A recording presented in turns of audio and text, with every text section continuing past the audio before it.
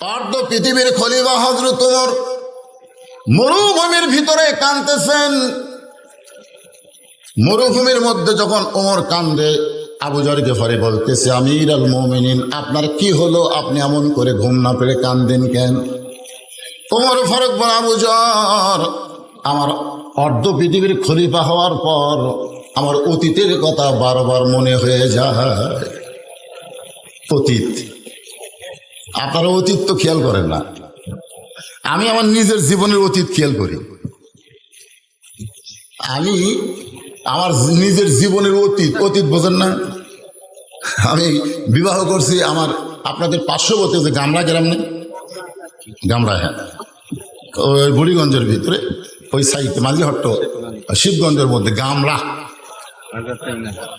আমি আপনাদের আমার শ্বশুর বাড়িতে প্রথম আসতাম একটা হিরো সাইকেল নিয়ে, রাস্তা